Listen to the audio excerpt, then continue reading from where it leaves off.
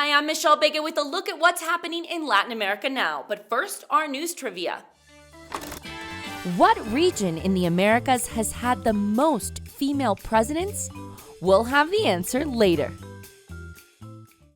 Now let's go to my colleague Al Baverstock, who has a special report.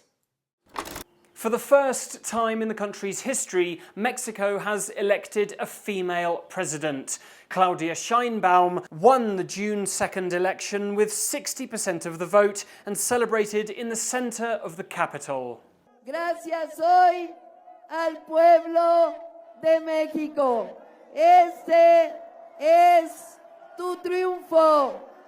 Este 2 de junio, nuevamente hicimos historia. Sheinbaum is the former mayor of Mexico City and the co-founder of the Morena party, which brought President Andrés Manuel López Obrador to office 6 years ago. She is a physicist with a doctoral degree in energy engineering.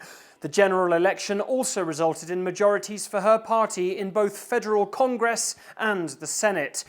Despite the powerful mandate, the new president will find multiple challenges. Climate change is ravaging the country. North American free trade renegotiations loom in 2 years, and violence is rife as Mexico now averages 30,000 homicides a year. A major challenge for North America's first female president, who will take office on October 1st. In El Salvador, Nayib Bukele was sworn in for a second term this weekend. The president, who gained popularity for his strong gang crackdown, has near total control of parliament and other state institutions after his party dominated the elections. What's next for the country after tackling security issues? Bukele says the country may need to swallow some bitter medicine to improve the economy. Bukele won re-election back in February with almost 85% of the votes. Check out this island of Panama called Carti Sudgupu. It is being swallowed whole by the ocean.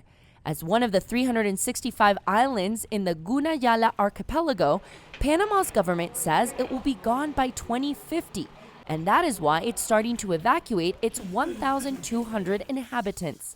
It is only the size of about 5 soccer fields. Climate change is causing rising sea levels and threatening 49 of the inhabitable islands of the archipelago. Guatemala is taking back a prison run by gangs. It is called El Infiernito, or Little Hell Prison, in Esquintla, a few kilometers away from the capital of Guatemala.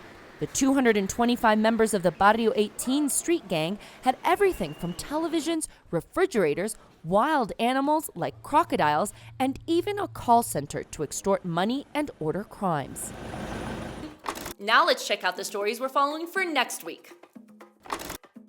We are following Colombia's congressional decision to ban bullfighting after a 7-year legal battle.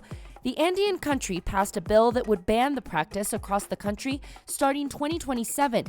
Animal rights activists have long been fighting what they call a cruel practice. In a November poll last year, the majority of Colombians were for outlawing the pastime, but 13% of the population said they were against banning it as they consider it a part of the country's culture and art.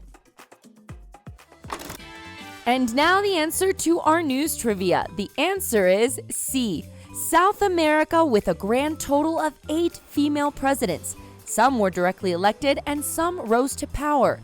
Starting at the southern tip, Argentina has had 2 female presidents, including Cristina Fernández de Kirchner. Neighboring Chile had 2 terms of Michelle Bachelet, and Brazil has had Dilma Rousseff. Bolivia and Peru both have had their female leaders rise from the position of vice president, like Peru's Dina Boluarte, who became president in 2022 after President Pedro Castillo was detained.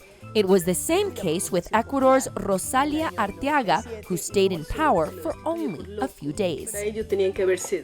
And that's it for this week. We'll see you again soon on Latin America Now.